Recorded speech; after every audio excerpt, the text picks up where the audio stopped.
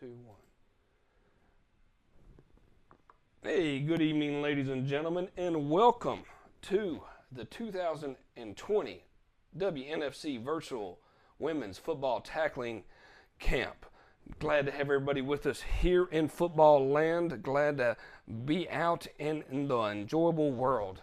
Got some great things planned for you over the next 14 days, so we're going to get things started. OJ, how are you doing today? I'm doing great. Bo, how are you? How's my volume? We're hanging in there. We're having a little fun with life. So, any opportunity to do some good old fashioned technology, I'm all about it at this point. So it's a lot of fun, to get things going in that direction. So that's exciting as well. And most importantly, we have a lot of fun planned for us over the next days and so forth. I mean, right now we got the WNFC Virtual Women's Tackle Football. OJ, you're on the call. Talk to us a little bit, OJ, about what's going on over this time period. Yeah, I'm so excited to be doing this with the football community. I actually got the idea from participating in something that Coach Brownson, who's going to be on with us today, was doing just randomly. She was holding chalk talks, and I thought it'd be a great opportunity to formalize it and bring it to our players, coach, staff, and anyone else who wanted to get engaged. I think it's a really cool opportunity to just get better, man, and come together as one football community. And so I just started reaching out to the best coaches and people and players that I know and thought about how I can better learn and share my knowledge. And this is what we all came up with. So we're going to be doing this for the next 14 days. We got some great presenters, and I think we're all going to learn a lot. We're going to all have a lot of fun, and we're going to talk a little bit of mess too, because that's what football people do. All right. Well, we'll get off the air right now and hand it over to the honor speaker. OJ, go ahead with the introductions. Yeah. So I am so excited today. We have Callie Brownson she needs no introduction. One of the most recognizable people in football, frankly. She is a national champion with the DC Divas, I think like 3 or 9 times. Who knows how many times she won it. She got lucky twice against some team in Dallas. I don't know. But anyway, no, Callie is an amazing player. Multiple world championships, Team USA, and the national team, and work multiple national championships. She is the gold standard of women's football, and even more importantly, she's one of the smartest football minds that we have. Currently, chief of staff with the Cleveland Browns, and I have to bark because I'd be wrong not to bark. So, woof woof. That's for my wife. But anyway, I'm excited to bring Callie on. We're going to go on the huddle with Coach Bronson tonight and hear about secondary principles. So without further ado, let's learn some football. I love that you get me caught. All right. All right, here we go. First things first, I hope everybody's doing well out there. I'm really happy to be here on day one of camp, getting everything started, and this is a really exciting opportunity to get better with football, and any opportunity I get to talk ball, I love to do it. So, I'm a big fan of doing things like this, and a big fan of talking football anytime I get a chance to. And I think this is a really cool opportunity for all of us to pull ourselves back into the basics, and start talking about some of these fundamental principles of scheme, position groups, and ultimately the game, and bring ourselves back into kind of how we feel about those things, and so forth. So this is really how I started and emerged into the game of football, was playing defensive back and being in the secondary. And it was my first real capture into learning the game, understanding the game of football, and falling in love with the game of football. So I love talking about secondary stuff, and that's what we're going to delve into. Big thank you to everybody who checked out that little 15-minute clip that we did. And I tried to compact as much as I could into 15 minutes, as much as you can, about secondary principles. And I'm going to review a lot of that stuff today, some of those core coverages that I went over in that clip.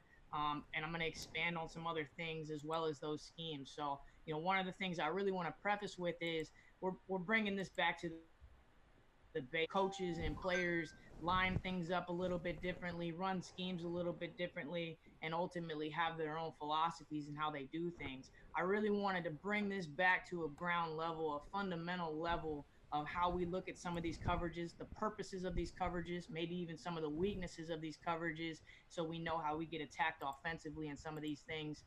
So it's really a ground level. So don't get too caught up in some of the details. We'll address some of those things in the question portion towards the end. Be happy to answer any questions that I can, some specific stuff you guys have done.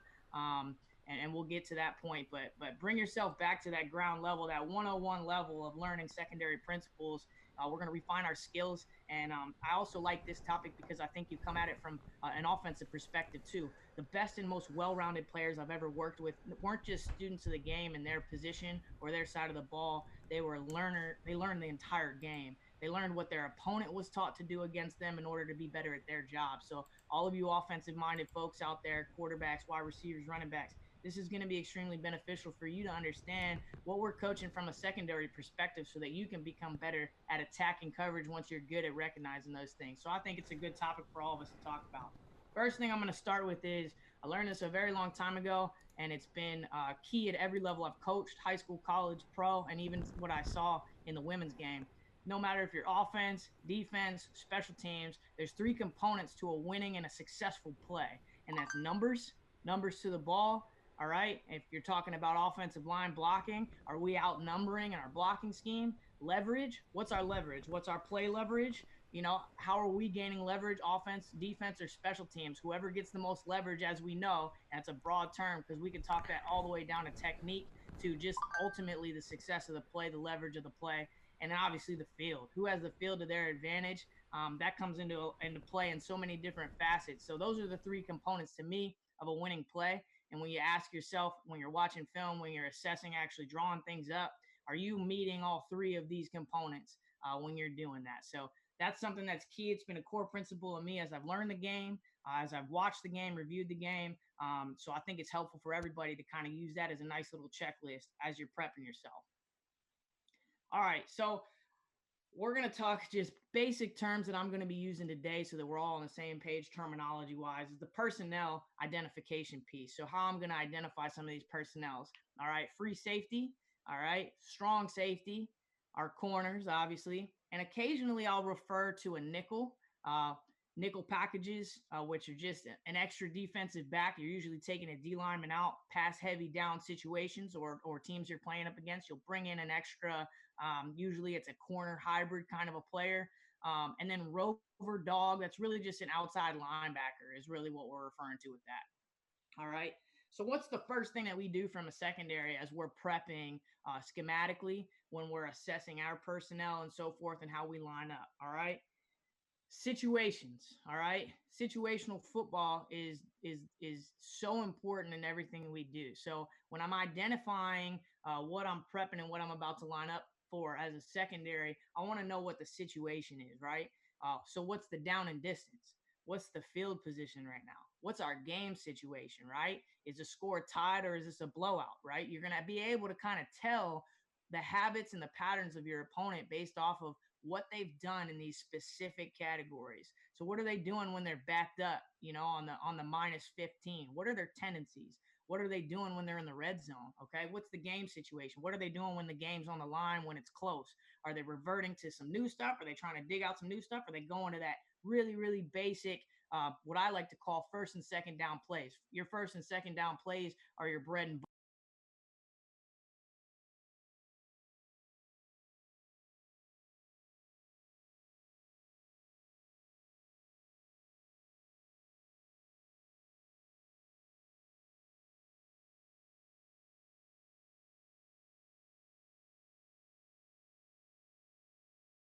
assessing on our end constantly. All right. So personnel, that's the other thing, right? 11 personnel, 12 personnel. Are we in, do they have all their receivers out there?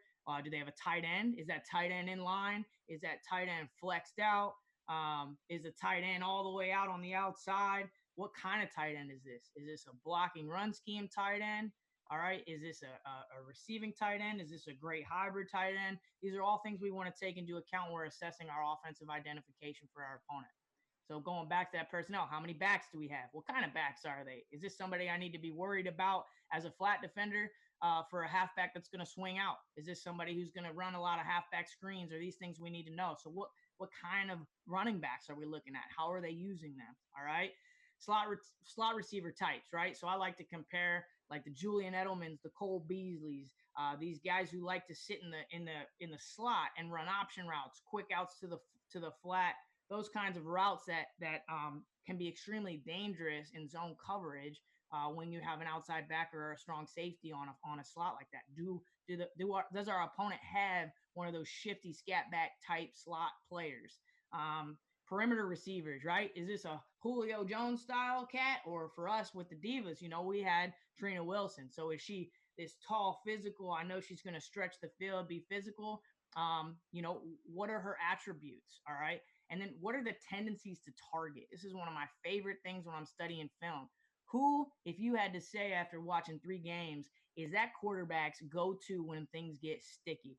Who's the girl that she's looking up for and ready to throw to when she's got somebody like a defensive end in her face or you're bringing an A-gap blitz? She's always got a habit or a tendency. So what are the tendencies to target certain receivers? That's going to help us when we start to get into our man identification. And then a lot of the other things that we're trying to do with that stuff is understanding what are the tendencies of target. And we've all seen it. And I think if we all self-assess our individual offenses as well, we could probably answer that question for our offense as to who those tendencies targets. Hey, Coach, we got our first question from Hannah from Philly. Love it. Her question is it harder to scheme against an A1 running back or an A1 wide receiver? Well, it totally depends what your defensive identity is. All right. So obviously, it's hard to scheme against an A1 running back if what happens up front and you don't have that front and that personnel package that does very well against the run. But the other thing to take into account when you're talking about A1 running backs is, and I've seen it at every level, is you could have that awesome stud running back, but if you don't have an O-line to put in front of her, at the end of the day, it's kind of hard for that offense to create that identity as a run force team. All right, so that's another thing to assess. That's a great question too. From my perspective, and as it pertains to this too, I'm going to go ahead and say, an A1 receiver is somebody that you really have to pay attention to because you're going to be changing the whole dynamic and identity, especially when we get into it. And we'll talk a little bit about our man tendencies and how we're doing matchups. You're ultimately changing some of the facets of your secondary in order to account. You're talking about sometimes some double team coverages, a safety spy coverage. So I think it's, to be honest with you, I think they're both pretty equal to game plan against, but I think the factor that you have from that A1 running back is, well, what blocking schemes are they running? How do we operate against that? Because if they're going to put us in a bad situation, we're on our heels, that A1 running back is going to win almost every time. And again, if you look at it statistically, a positive running play is a 3-yard run. All right. A positive passing play is 6+ as it pertains to who won that matchup. So that also kind of skews, how you look at which one's more difficult to game plan against. Is a 3-yard to a 6+ yard kind of margin makes it a little bit difficult on that. But that's a great question. And I think it also ultimately that comes down to what your identity is as a defense. So let's go ahead and go back into some of our terminology. So we'll talk about, I'm going to talk a lot about safety and corner reads, and I'm going to use numbers. So the way we number our receivers, and I'm going to annotate for you guys here. All right. So if we've got our sidelines here, all right, we count from 1 in. All right. So our perimeter receiver on each side is our 1. If we have a slot, it's our 2. We're doing that on both sides. And if for whatever reason they're in a 3x1 or a 3x2, all right, that next receiver is our 3. So just so everybody understands as I get into some of that coverage talk as to who's keying who and, where eyes are going for safeties and corners, I just want to make sure everybody feels pretty good about how I'm numbering receivers. All right. So the other thing is alignment, right? So I'm going to say inside leverage, outside leverage. That's really important as we talk about some corners, corner alignment and so forth. Man versus zone turn is super important. So I'm going to start talking about zone coverage schemes, and I'm going to say things like a 5x1 alignment, and I'm going to say, 5 yards off, and 1 yard outside. And why do I mean that? It's because we're looking for a zone turn. So the difference between a zone turn and a man turn is kind of exactly as it sounds. As a corner, if I'm in a zone situation, I want to turn to the quarterback to the play because I need to be reading anybody else coming into my zone as I'm doing my turn. All right, so zone turns. And a man turn is just like it sounds. When we're in man, whether it be press or off, we're turning to the man. That's my only responsibility. It doesn't matter who comes over into my zone. I'm in man. So I'm doing a man turn, which means my turn, as soon as I flip my hips, is directly to the man. So you'll hear me bring that up a couple times too. Areas of responsibility on the field, all right? So we're talking about our flats, our hook to curl, and our deep zone. And we'll talk about that when I draw things up, and you'll get really comfortable with that terminology if you're not already. And then back to leverage, which goes hand in hand kind of with alignment. But leverage, what kind of leverage do we want from our corners as it pertains to alignment? All right. All right, so we're going to go ahead and jump into it. All right, so we're talking cover two here. I love cover two. There are some weaknesses to cover two. We'll talk about that stuff. But what is cover two as an overview?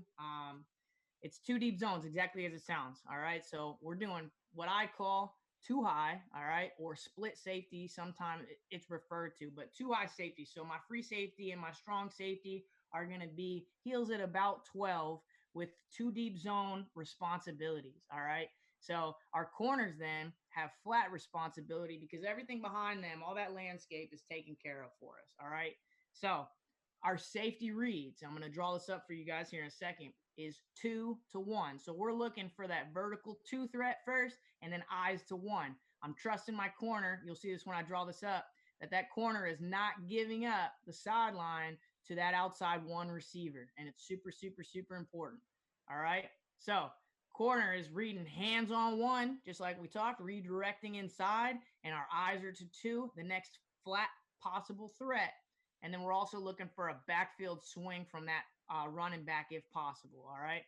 And then I'll talk a little bit about variations of cover two. We're going to keep this real basic. I don't want to throw too much at everybody, but to Tampa, and I'll show why that's a great variation to have, something good to be able to throw in the mix. And then cover two man, which is just like it sounds. I'll draw that stuff up for you. All right, so don't worry too much about backer alignment right now. All right, we're going to focus specifically on our secondary, okay? This is just a template drawing so that I have a way to give you guys some visuals on some of the things that I'm talking about. So just like we talked about, right?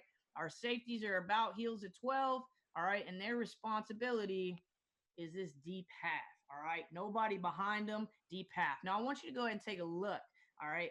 And you can align your safeties to be a little bit wider, especially if you're a little concerned about that one. If you have a corner who you're a little concerned isn't going to be able to redirect. But that's a long distance to go to the sideline for those safeties to cover that half. So what's important here is as our corners are covering our flats here, all right, is that we do not allow this receiver to get what we call an MOR, a must outside release.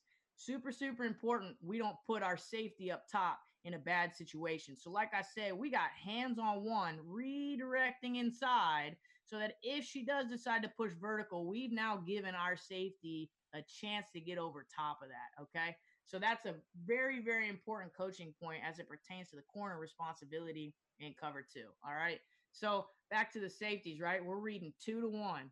So our safeties are making sure. So right now we're in a 2x2 set. We do have a tight end in line, all right? But we're reading right here, right? So this free safety is reading, making sure this isn't a vertical threat. If it is, we already know. Corners redirecting, and it gets a little complicated after this. Again, this is kind of 201 about if they both push vertical, all right? But right now, from a base level, we want that safety to read 2 to 1, making sure that we anticipate that if that 2 runs that vertical, we're ready to go, all right? So our backer Hey, Coach, we got another question. Shoot it. So Mac from Nebraska is wants to know, like, when you're in cover 2, how do you scheme for an RB that might be able to get in the slot and vice versa? So versatile players against cover 2. Yeah, it's a great question. So let's go ahead and look at if we were in a situation where they line up in empty. Now, this is where schematically when you draw this up, and I was going to talk about this when we get to the cover 4 stuff, but the way I believe it is if they put this halfback out here and we're now in an empty set, where you have that halfback who can line up there. All right. I'm not ideally wanting to stay in cover 2. What I'm going to want to do is run a hybrid coverage, and we'll talk about cover 8 a little bit more. I call it cover 8. People call it colors, all kinds of different things. But what that basically does is it splits the field in half. And to the strong side of this empty set, we're actually going to run cover 4, which we're going to talk about. All right. And on this side, we're going to run cover 2. So that's a really, really, really, really important way to make sure that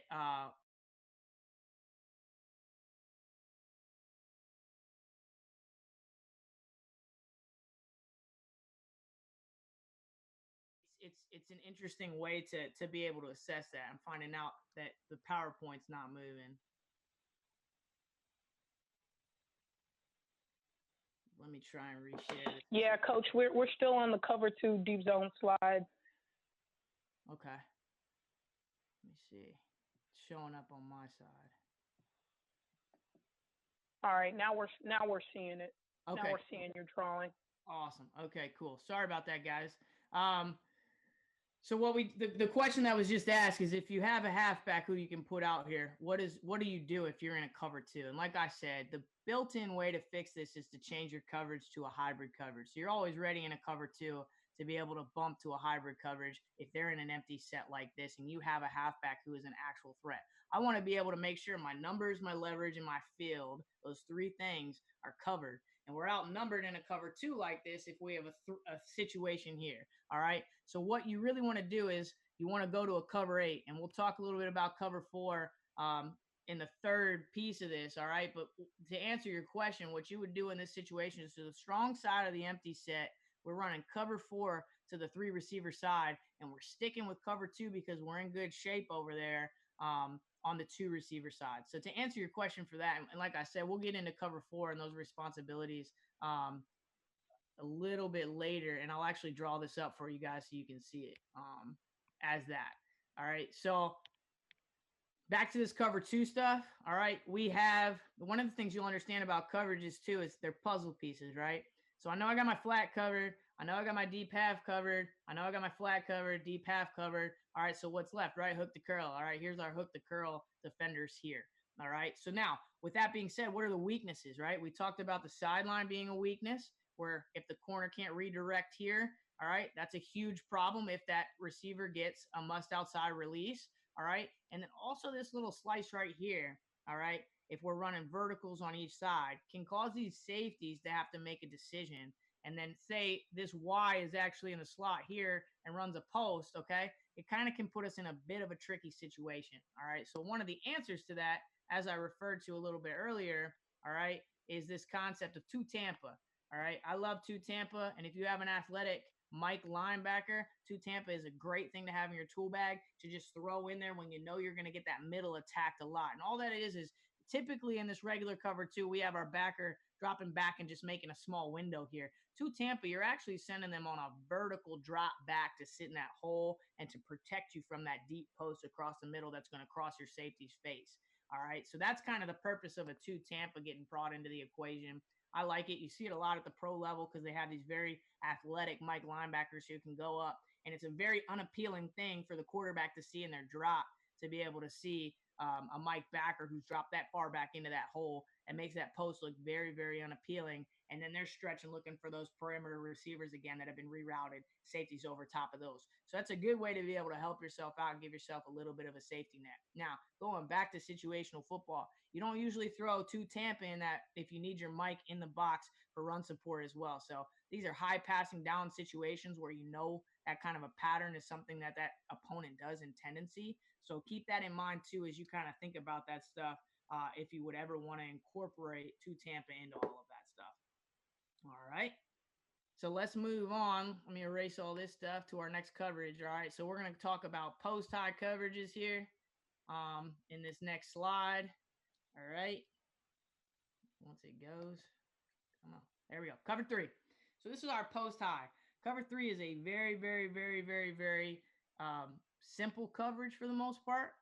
And if it's executed well, this can be the bread and butter of a lot of things you do, because the great thing about cover 3 is you can line up and post high And if you do a good enough job with disguising, with personnel matchups and so forth, you can roll back and forth between your man concepts and your cover three and kind of trick the offense into not knowing which one you're in if they don't do a lot of man zone indicators. So cover three is a great bread and butter to start with as a defense. You're bringing a strong safety down into the box, kind of, to be able to help with run support to the strong side of the formation. The other way to do it, too, is if you have a team that likes to run weak side, you can throw that strong safety over to the weak side. We call that cover six.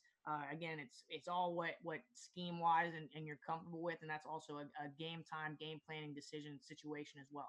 So let's talk about cover three overall picture. All right, so we're talking about 3 deep zones, just like we we're talking about cover two, 2 deep zones. So 3 deep zones.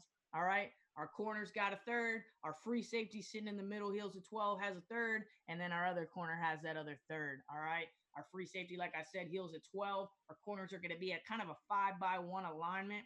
All right, and our strong safety, typically in a cover three, is down strong to the strong side of the formation. And the strong safety and the weak side backers, and there's stars there because I want to talk a little bit about how one of the weaknesses of a cover three can be those two individuals in your personnel package, but they have flat responsibility. All right, they're working fast to flat. And the free safety is reading it too, making sure we don't have seam threats or post threats. And I said, when you're in a cover three, you have to be the deepest woman in your deep third. So if you're the corner and you're facing a perimeter threat type receiver, a super quick type receiver that you know is just going to try and blow past you, you've got that 5-yard advantage of leverage on you. And it's important that you remain the deepest woman in that zone. All right. Let's see. All right. So this is a basic alignment. Again, we're just starting foundation stuff with this. There's a lot of other things that you would do. Like, for example, this backer right here might bounce out just a little bit based off of who that threat is. I'll talk about that here in a second. Don't get too caught up on that stuff. Let's talk secondary stuff first. All right. So just like we talked about, corners got deep thirds. All right. And the responsibility, again, is being the deepest person. Let me see. Is that diagram popping up for you guys? Yeah, perfect. You good now, Coach? We can see it now. Perfect. So your concept there, I'll let this kind of catch up with me here. So again, our concepts here are deep third zones. All right, so we're really making sure that our corners are getting out, our free safeties are getting a little bit of depth. They're already at 12, right? So their goal here is to read those twos and see what pass concepts coming their way. Are there vertical threats from the twos coming up the seams? We have a post trying to cross our face. What are our threats as it pertains to that? All right. So then our flat defenders, okay, so again, we're putting the puzzle pieces together. Our flat defenders are going to be our strong safety, and then this outside linebacker, which sometimes called a rover, a dog, outside backer. We called it the diva sometimes, but ultimately, those are the people that we're looking at to cover the flat and to fill in those puzzle pieces for us as we move forward. All right. So then as we kind of put the puzzle pieces back together too, these linebackers, interior linebackers, then become our hook to curl players as it pertains to that. So let's talk about the weak points of a cover three, right? So I'm saying right here that those seams, all right, those hashes basically could be a threat, because if you're running a double vertical kind of a situation from twos, you're putting that safety in a tough situation to make a good decision. All right, so that can be kind of a threat there. The other part I want to talk about is these flats, right? So this is a personnel thing. So those outside backers and that strong safety have to be very, very good at reading what's coming to the flat.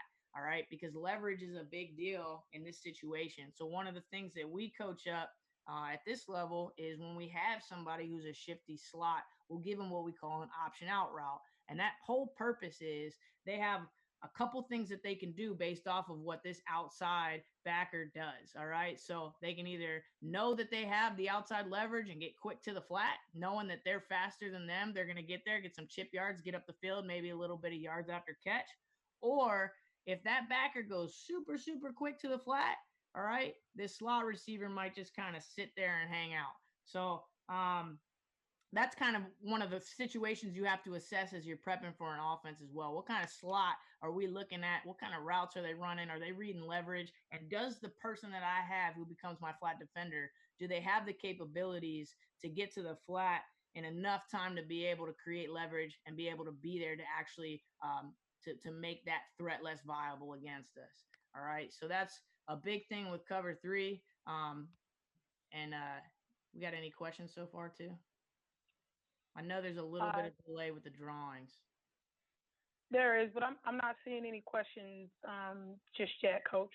Okay, cool. Awesome. So we'll move on. So that's cover three. The other thing I was talking about with cover three too is it's a great way to be able to disguise cover one if you ever want to bump to it, if you're in that kind of a situation right now. You can keep your corners off to be able to disguise, roll them down late after the quarterback has already kind of made that initial assessment, says, hey, post high, they're a cover three team, they're in cover three, they're in zone on this one. You can disguise that because your strong safety is already down to be able to pick up that number two that's right there. So that's one of the great things about being a good, disciplined core cover three team is you can bounce back and forth between man if you want. The other thing that you can obviously do is disguise a cover two, disguise a cover four, and just roll that safety back. All right. Hey, Coach. So I did see a question on here, and I think it's relative to that there's different levels of play and different levels of experience listening in. And so there's a couple folks that I think would benefit from understanding why you call the coverages what you do. Specifically, why cover two, why cover three? You talked about cover eight, why cover six? Can you talk more about why those things are named the way they are? Yeah, absolutely. So that's a great question too. So one of the reasons we call cover two is it's two deep coverage receivers. So we're covering halves of the field was always the way that I always learned it in an initial standpoint. So if I'm hearing cover two, I understand that there's going to be two deep zones behind everything we do underneath as well. When I think cover three, all right, I'm thinking we have three deep zones behind everything that we're covering up there too. And like I said, as you get comfortable with some of these coverages as well, you start to see them as the puzzle pieces, right? Cover three. All right, I know that my responsibility as the corner is deep thirds. All right, so that means I'm vacating the flat, meaning somebody else is going to have to do that. Who is that? And as you start to answer those questions and put those puzzle pieces together, it really, really, really helps you understand the concept. And that's one thing I really want to encourage everybody to do through schematic stuff that is gone over in this camp and any of the research that you're doing is don't just understand your job as a corner. Don't just understand your job as a safety, understand the concept as well. So, to that point too, understanding why is cover three called cover three? Well, so it's deep thirds. All right. So then if I know that I'm usually an underneath coverage person, an outside backer, potentially even a strong safety, I know cover three because it's an odd number is usually a post high situation.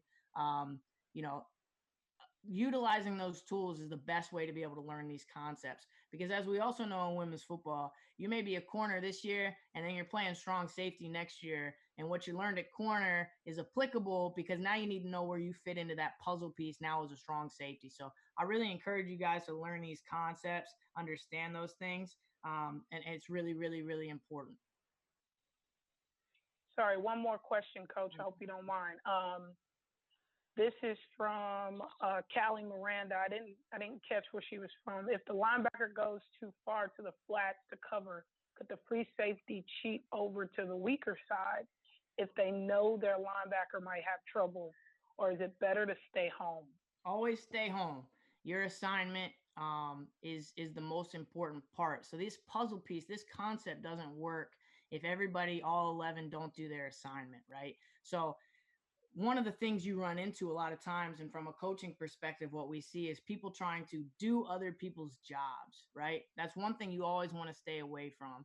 So if that linebacker gets out there to the flat too fast and vacates and puts us in a susceptible position, we can't then vacate the middle of the field because then we're giving up a big play, So always do your assignment. It's a great question because I think a lot of times we see that kind of stuff where we're getting, we're like, oh God, she didn't do the right thing, so now I got to make it right. And by doing that, we've just made two mistakes out of a scheme instead of one. So the answer to that is always do your assignment at the end of the day, because 1 out of 11 making a mistake, sometimes you can get away with. 2 out of 11, you're making your odds a lot greater for them to be able to capitalize on those mistakes.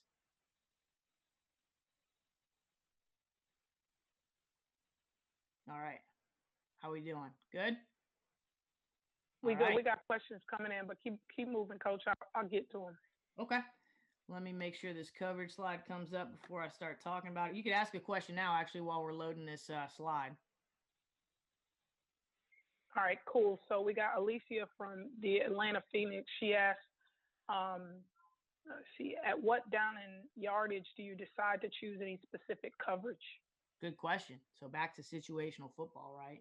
So a lot of it has to do with your opponent, situational stuff, what part of the field you're on. With a cover two, you're bringing the safety out of the box, even though you have something that we call a vice support, which is like think of one of the old teeter totters we used to be on as kids, where if the run goes right, that safety comes down and that other safety comes about.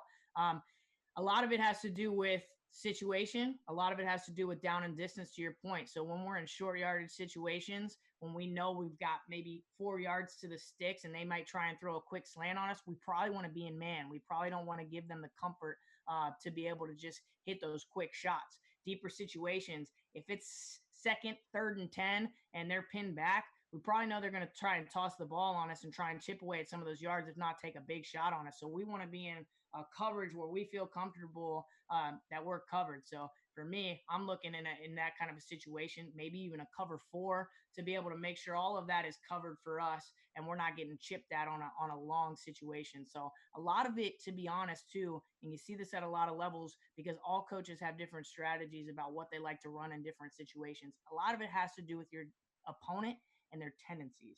All right. So I think I think a lot of that has to do with patterns that you see. Going back to what we initially talked about in the beginning. So like, what does my opponent like to do on 2nd and 10? What does my opponent like to do on 2nd and 3? Like, do I need to be worried to get my strong safety down there to be able to help in the box? Especially, we talk about tight ends being in line, tight ends being flex. Okay, well, she's usually out in the slot. She's in line on this. It's 2nd and 4. Probably going to try and run the football on us. So a lot of that is understanding the tendencies of your opponent. The other side of that is understanding what you're good at as a team and from a scheme perspective. If you know your weak point because of the fact that your strong safety can't cover that deep half very well or doesn't read pass concepts, you probably don't want to run a lot of cover two no matter what situation you're in, right? You probably want to put yourself in something that protects that safety, like a cover four, which we'll talk about now, which protects the safeties a little bit and gives them a little bit of help. All right. Cover two, the other part too, if you're worried about a corner who can't reroute that individual in and puts that safety in a little bit of trouble, maybe you bump to a 2-man, which is just cover two with the safeties over top and deep half. And just like it sounds, you've got man underneath with the corners and the backers. So that helps your safety out too. If you don't have a corner who does a good job rerouting that route inside and you're getting hit vertically and your safety can't get there. So a lot of it is assessing yourself. What coverages are we good at? Do I trust us right now to run a cover three in this situation? Do I trust us to put us in man at the red zone? There's a lot of factors that come into figuring it out. It has to do with self-identity, and it also has to do with the identity of the offense we're playing up against. All right. Okay, so let's get into cover four real quick. And before I switch over to the drawing, actually, we'll try and take another question just in that queue time. So cover four, right? Why do we call it cover four? 4 deep zones. So we're talking quarters here. All right. So who covers those 4 deep zones? All right. We're going to talk. Our corner's got a quarter. Our free safety has a quarter. Our strong safety has a quarter. And our corner has a quarter, right? So our safeties are going to be actually at about 10 to 12. I'll talk a little bit about this when we get into the drawing because it's very, very important in the coaching points how cover four differs from some of the other drops we've been seeing in cover two and cover three, right? And I'll explain why that's important, and it'll help make sense because we're thinking puzzle pieces again. All right. All right. So with our corners, still at about a 5-by-1 kind of alignment. We want them to be able to get depth. We want them to be able to protect our sidelines from those vertical threats. All right. Safeties, we're going to pad our feet at 10 to 12, we're going to stick in that zone. We're not bailing deep. And I'm going to explain that once we get to the drawing because it's a super important coaching point as it pertains to cover four. This is not a situation where our safeties are getting out and getting deep because we're going to have a really big hole in front of us, as you guys will see when we get to the diagram. All right. Our corners are getting deep, protecting us vertically on the sidelines from any perimeter threats that we have. All right. And we're getting our flat help from the outside backers. So pay attention to that piece because that's where that hole gets created in our puzzle piece. All right. Safeties are reading the twos still, much like what we saw in cover two. All right. Our safeties are keying that number 2 slot receiver first, making sure they're not pushing vertical. All right. And then their eyes are going to 1. All right. Versus a 3x1. What you're actually going to see in this drawing too is I drew it up as a 3x1. What changes for the safeties? Okay, so this is going to kind of get our brains working a little bit about that puzzle piece situation and what happens in that situation. So we have a question, OJ? No, we got no drawing, Coach. Are you showing a drawing right now? I haven't gotten on the drawing yet. Okay, but we do have a few questions. Let me get to them. So looks like can you call coverage calls in the middle of a play that's starting to initiate like offenses do? Basically, can you audible a call in the middle of a play? Yeah, absolutely. The rule of thumb with that too is when you get comfortable, especially with your personnel, when you get comfortable in some of these coverages, you want to be able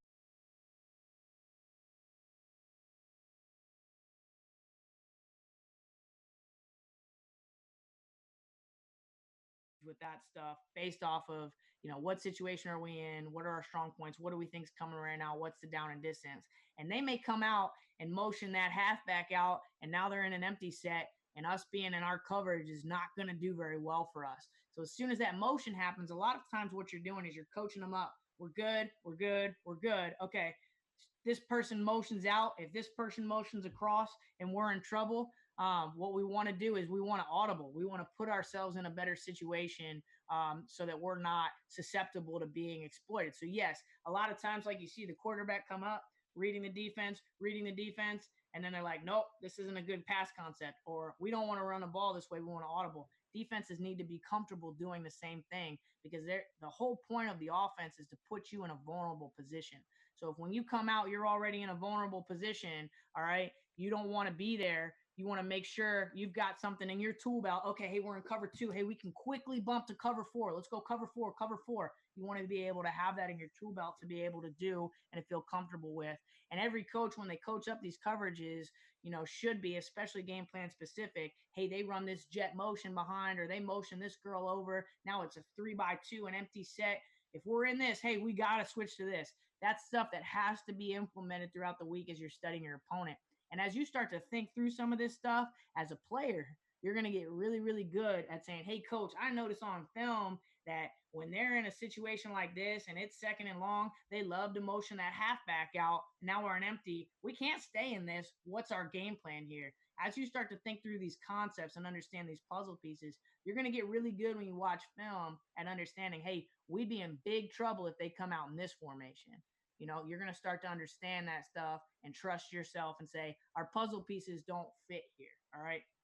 So let's go over the basis of cover 4. I drew it initially on the template. It's a 3x1. I want you guys to be able to look at it as a 2x2 first, and then we'll talk through the 3x1. All right. So the drawings will start coming up here pretty soon. But just like we talked about in the slide, okay, we're splitting the field into quarters. All right. So our corners have a deep quarter.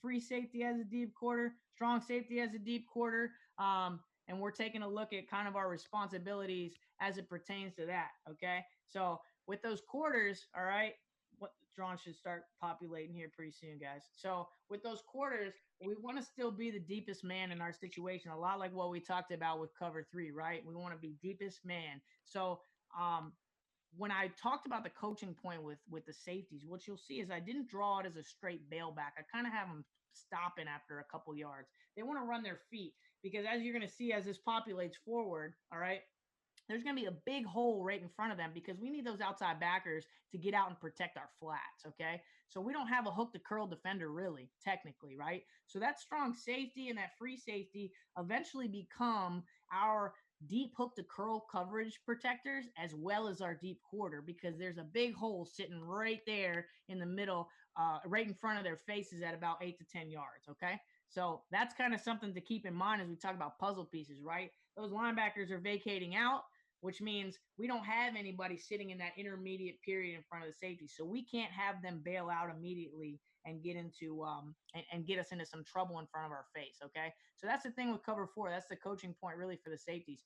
Don't just get out of there, all right? Because what you're going to do is you're going to vacate those holes. And if I'm a quarterback and I know that you do that in cover four, I'm going to do a right now 8-yard seam immediately and kind of attack those soft spots of all of that. So that's a big coaching point with cover four, all right? And so what I want you guys to look at, I'm going to erase this stuff here and it'll populate for you too. But I'm going to try and bring this back to a 3-by-1 look so we can take a look at how does a cover four differ for us if we're looking at a 3-by-1. So 3 receivers to one side as opposed to a balanced receiver set of 2-by-2.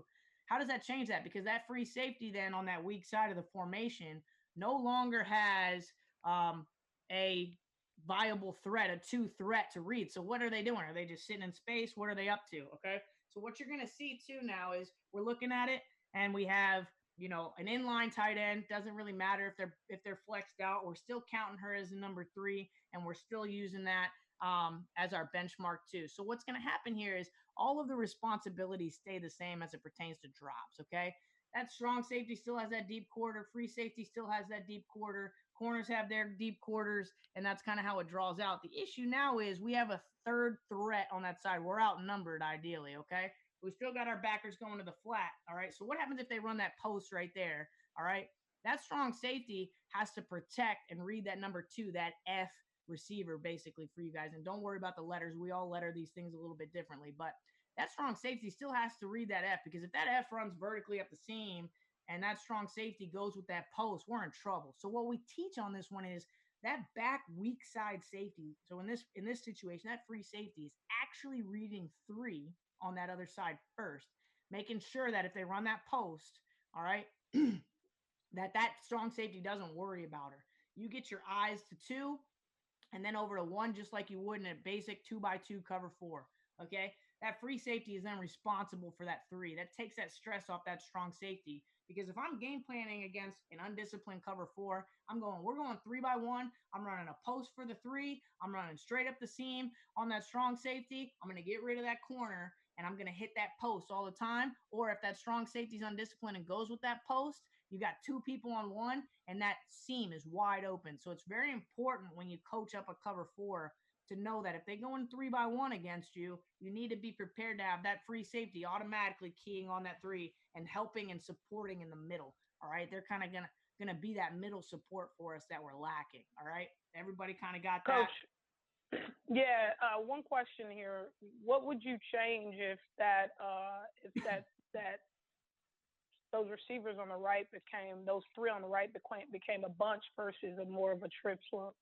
Yeah, so you can stay in your cover 4. Your responsibilities can stay the same, okay? Because a lot of times, from an offensive standpoint, we like to get into a bunch because we want to compact you as well. We want to use the field to our advantage. So we want you guys to get real tight with us, and then we're going to run an unbelievable combination that spreads 1 out far right, 1 straight down the middle, and 1 coming across the middle over here with a post. So a bunch is a deception tactic a lot of times. What I've noticed is bunches, for that reason, I want to compact you and use the field to my advantage. Or I want to run a screen behind it because now I've got what they like to call a bunch shield. There's a lot of different tactics. So we stay true to our rules. If we're stuck in a cover 4, we're staying true to our rules. That corner is going to make sure that anybody on that deep quarter of that field, you know, she's covering. That safety's going to hold true to what they have right there on that hash, making sure they're not getting attacked vertically by the 2. And then that free safety on that other side is just waiting for the post to come up around the middle. So one of the things too, and that's important in our heads, and I used to do this when I was a younger player, is I would get so caught up on the player in zone coverage, I would forget that the whole premise of the zone coverage was I protect a part of the field. I protect the zone. So if they're going to line up in all this funky stuff, let them. At the end of the day, if you're running into my zone, I'm responsible for you no matter where you line up. You can line up on her shoulders. You can't do that. That's illegal. But if you did, doesn't matter. I'm still covering you if you come over to my part of the field. So when it comes to zone coverage, just get comfortable with, I have deep quarters.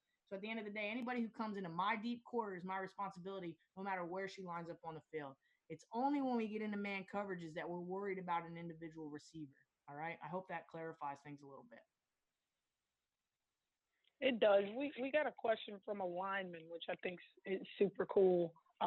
She says, I'm still learning concepts as a lineman. How important is it understanding these coverages as a trench queen? Oh, love it. Trench Queen. Love it. I think it is all super, super important. I think understanding defensive concepts is very important too. But to answer your question too, let's go ahead and say I'm in a cover one situation. So going back to understanding why are we calling cover one, right? Why do we need to be in man? Cover one is one of the hardest things to cover because the average play lasts 3.5, 4 seconds. Okay. So with that being said, asking somebody to cover anything past that as an extended play is tough. It's very, very tough. So with that being said, all right, if I'm in cover one, what I want to do is I want to bring the house. So as a defensive end or a defensive lineman, I know they've called cover one behind me because we got to get to the quarterback. My corner can't cover for more than 4 or 5 seconds. It's hard to do, especially in very complex pass concepts. So yeah, I think it's important for defensive linemen to understand, like, oh crap, I heard that word. Like for us with the Divas, we called it white, right? Oh, I heard white. And we had D linemen who were like, oh, you guys are in white? Cool. You're not going to be in coverage long. I know why you called man coverage. We're trying to get to the quarterback. All right. So understanding these pass concepts, why they're being called. Hey, this is a heavy passing down. We're in cover three. I need to understand that. I need to apply pressure. Those kinds of things. I think is super, super important for the D line to understand. Again, learning concepts. Why are we calling these things? Why is it important? Should you get your head wrapped around what leverage your corner has on a cover one? No, don't drive yourself crazy with that. But understanding why you're calling certain concepts, understanding why the coverage behind you was called is part of you learning the game and then learning the identity of your defense and then learning what your capabilities are as a defense as well. All right. So this is going to change here in a second. Do we have another question by chance? Yeah, we got plenty. So really just a comment from Chris from Nashville, Tennessee. He said with that offensive formation, he likes cover three better, bringing cornerback down on nickel with the Mike linebacker playing the spy, just scouting that single RB. What you think about that? I love that. And it looks like on his question, too, he's talking about coming into a nickel set, too. So Yep.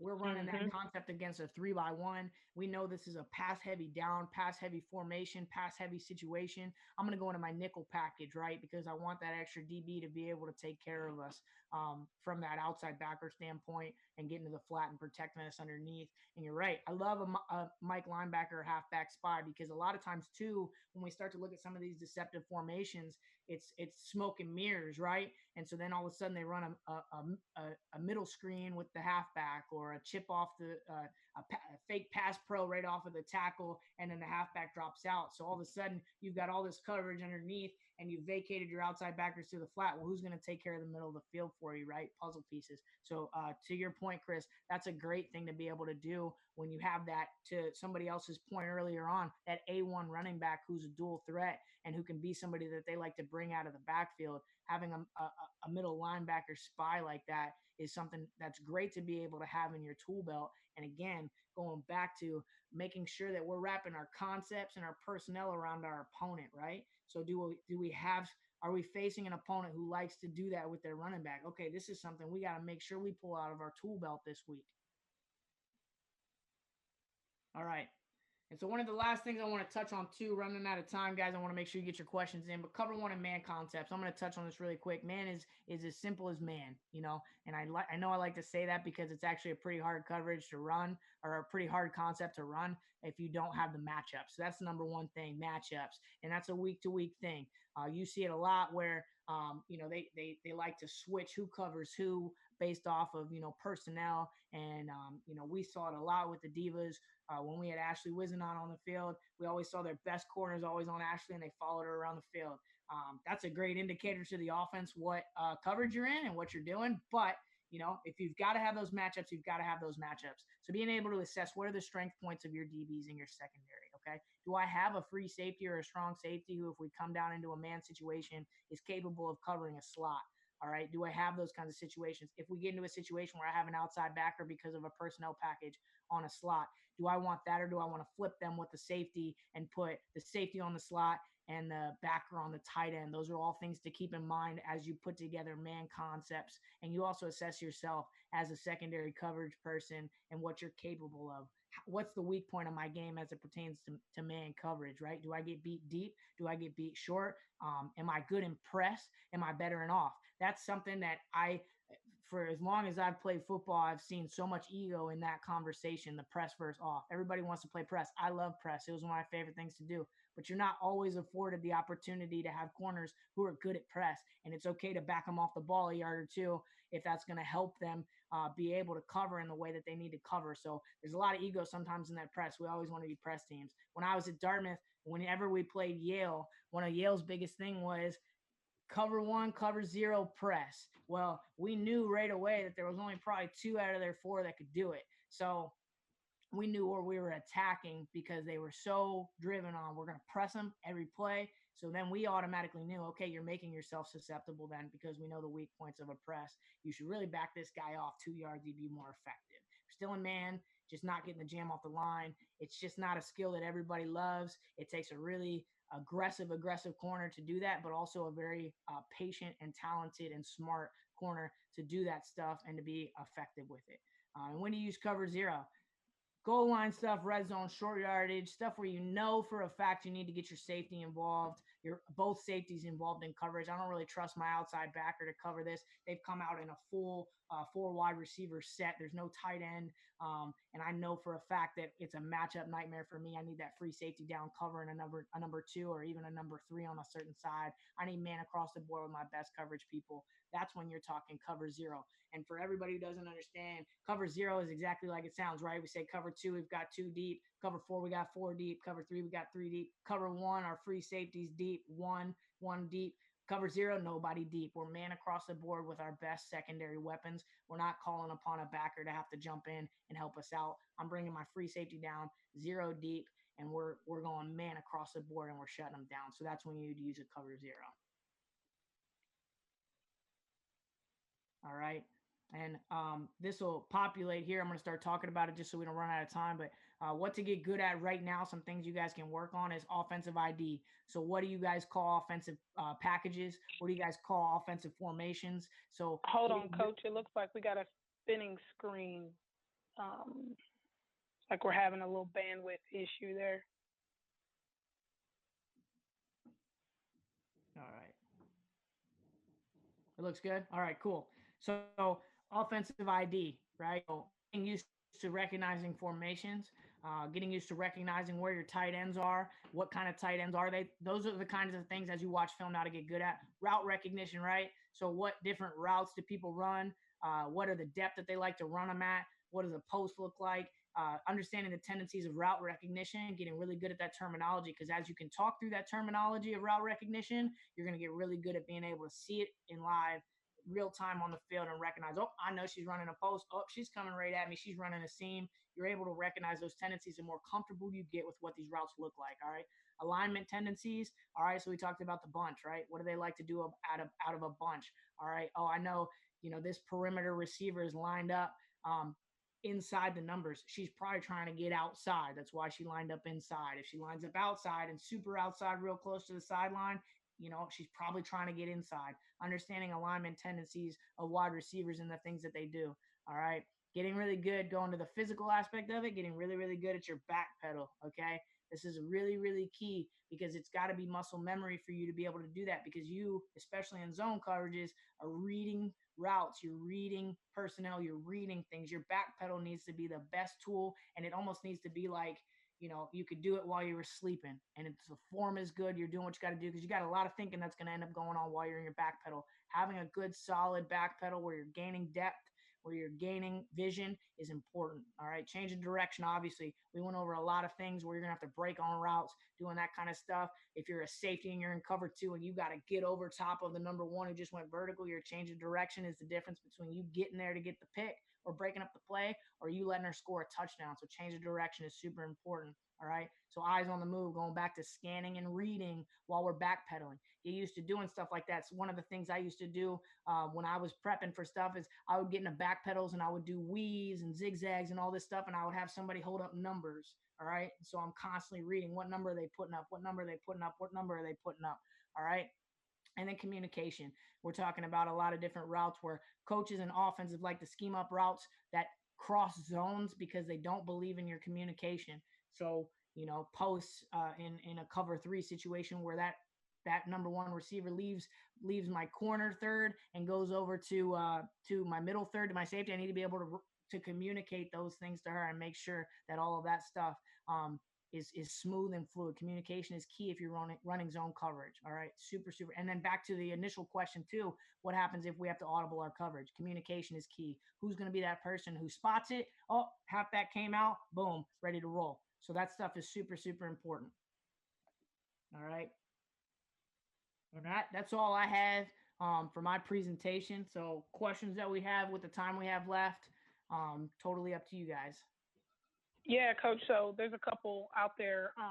It looks like Chris is asking a question about calls and communication. So does your front 7 have their own call and the DBs have their own calls? Like, is there a different communication scheme between your down lineman or your front 7 versus the secondary? Absolutely. So as it's a lot like an offensive play call, right? When we call an offensive play, we're saying I right 23 dig or whatever that may be. And those words all speak to different personnel groups. Okay. So same thing. From the defensive standpoint, we're going to have a defensive front call, any kind of stunts or blitzes that we have. All right. Some words to the linebackers. So you're moving front to back, right? We're moving D-line to linebackers to secondary in how we call these packages. So D-line's getting their call, any stunts they have, we're giving a call to the linebackers.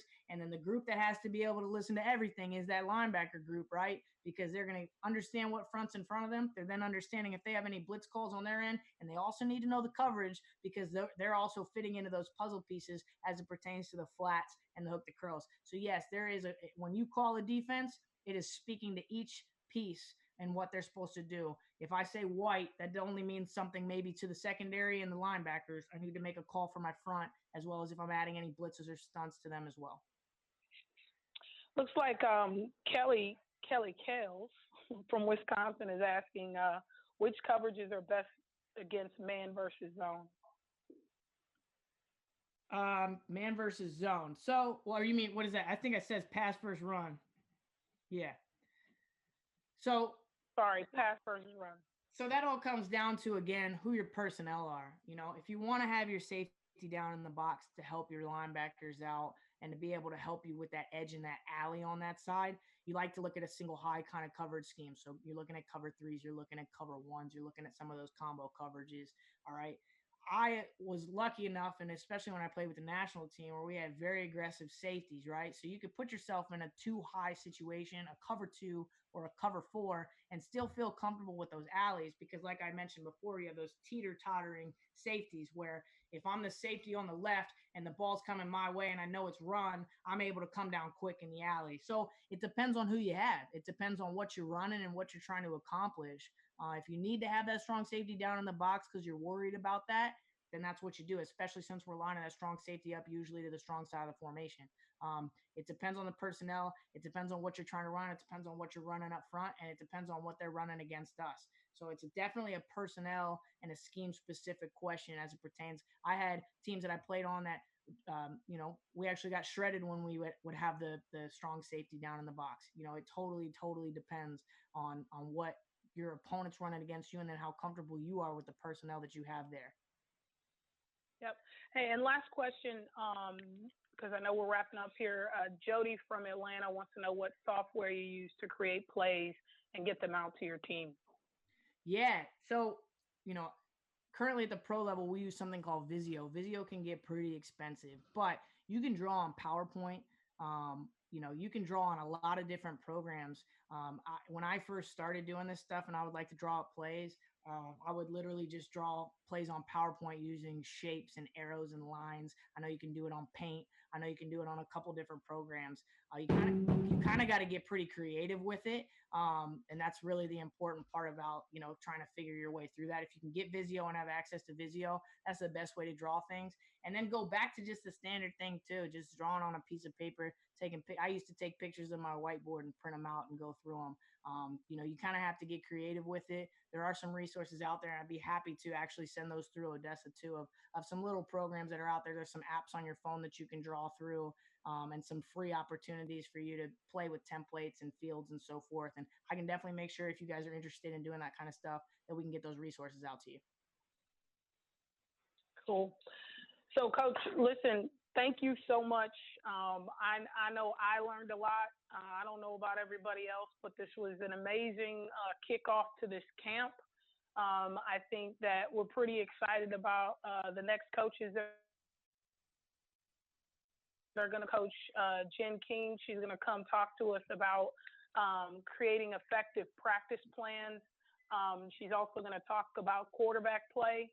And then we're going to have Dion Lee from Las Vegas talk about effective recruiting, and that's something that we all need in women's football. So Dion from Las Vegas, and then Jen King from the Redskins. But more importantly, we want to thank you for kicking us off, Coach.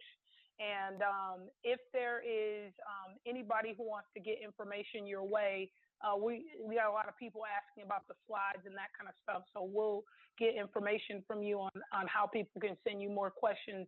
And really, if you have time, we'd love to have you back.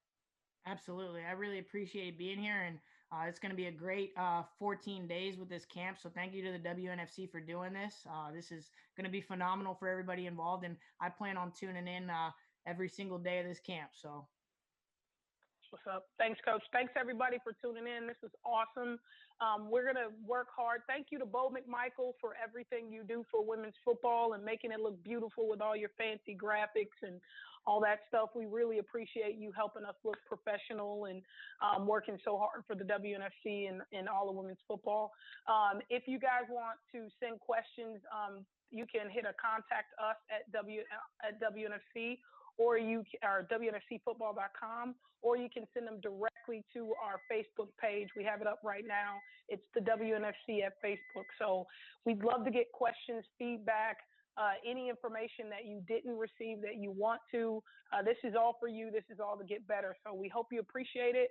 We're going to continue to try and advance this thing and make the next one better. But thank you, Coach Callie. We really appreciate you, man, and good luck this season. Thank you, guys.